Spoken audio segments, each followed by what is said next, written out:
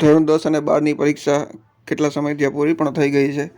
હવે એનું રિઝલ્ટ ગમે ત્યારે આવી શકે છે ને એમ કહેવાય છે કે પેપર ચેકિંગની જે કંઈ કામગીરી હોય એ પણ પૂર્ણ થઈ ગઈ છે. કેમ કે એક્ઝામ શરૂ હતી એના 2-3 દિવસ પછી જ જેમ પેપર લેવાતા ગયા એમ પેપર ચેકિંગની કામગીરી પણ શરૂ થઈ ગઈ હતી. અને મોટા ભાગના પેપર ચેકિંગનું કામ તો કહેવાય કે પરીક્ષા પૂરી થઈને એટલે થઈ પણ ગયું હતું. ને હવે તો એમ પણ કહે છે કે માર્ક પણ એ લોકોએ અપલોડ કરી નાખ્યા છે, મતલબ કે રિઝલ્ટ પણ ઓલમોસ્ટ બની જ ગયું છે. એટલે કે હવે બહુ સમય છે નહીં રિઝલ્ટને આવવામાં.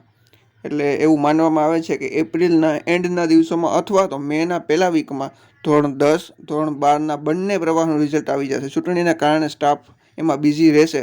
એટલે કહેવાય કે ચૂંટણીને લીધે શૈક્ષણિક સ્ટાફ હોય એમાં સંકળાયેલો હોય એટલે પહેલેથી એવું પ્લાનિંગ હતું જ કે રિઝલ્ટ વહેલું આપી દેવાનું.